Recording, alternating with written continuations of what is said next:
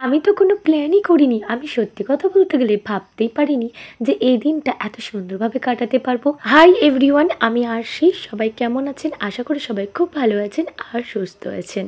আজকের ব্লগটাতে আপনাদেরকে দেখাবো আমার ছেলের স্কুলের অ্যানুয়াল ফাংশন এবং আমার বান্ধবীর সঙ্গে ঘুরতে যাওয়া, সব মিলিয়েই আজকের ব্লগটা থাকছে। ছেলের স্কুলের অ্যানুয়াল ফাংশনটা কিন্তু হয় ছেলের পাপার স্কুলে।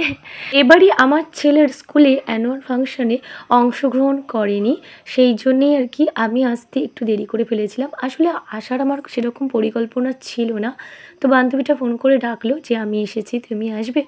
তো সেই জন্যই চলে এলাম। ভাবলাম যাই, ছেলের স্কুলে যখন ফাংশন হচ্ছে একবার একটু দেখেও আসি। এদিকে মেয়েটির দেখি একটু মনটা খারাপ করছিল, তাই ওকে চিপসটা কিনে দিতেই দেখলাম ও বেশ খুশি হয়ে গেল।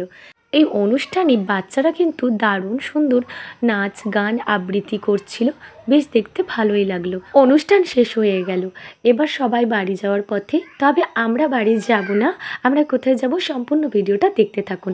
এই যে আমার বান্ধবী হাজব্যান্ড এসেছিল ওদেরকে বাড়ি নিয়ে যাওয়ার জন্যে, আর আমাকেও আমাদের দোকানে ছেড়ে দেওয়ার কথা ছিল, কিন্তু তারপরে ওরা বলল যে না, চলো একটু চা খেয়ে আসা যাক।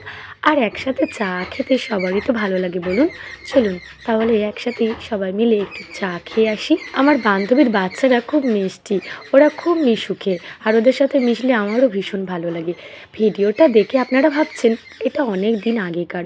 হ্যাঁ, ঠিকই ধরেছেন, ওই পুজোর সময়ের ভিডিও। আসলে এডিট করে আপলোড করতে একটু দেরি হয়ে গেল, প্লিজ কিছু মনে করবেন না। চলুন, চলে এসেছি আমরা যেখানে চা খাবো। চলুন এবার গরম গরম একটু চা খেয়ে না যাক। আর চা কিন্তু গরম গরমই আমার ভীষণ ভালো লাগে। আবার ওর হাজব্যান্ড মানে দাদা বলি আমি, দাদা আবার পকোড়া অর্ডার দিয়েছিল, তো সাথে পকোড়া চাউমিন এত কিছু কিন্তু একসাথে সত্যি কথা বলতে গেলে খেতেই পারছিলাম না। যাই হোক, ওদের সাথে ঘুরে আমার ভীষণ ভালো লেগেছে, খুব ভালো লাগলো। তারপরে ওরা আমাকে আমার হাজব্যান্ডের দোকানের কাছে ড্রপ করে দিল। এরপরে আমরা এবার বাড়ি ফেরার পথে একটু সবজি কিনে নিলাম। আর দেখুন এখানটার রাস্তাগুলো কত সুন্দর লাগছে, এখন চারিদিকে শুধু আলোয় ঝলমল করছে। হ্যাঁ, লোকজন একদমই দেখতে পাচ্ছেন না, তার কারণে দোকানটা বন্ধ হওয়ার পরে বাড়ি আসছি। ব্লগটা আজ এই পর্যন্ত, টাটা।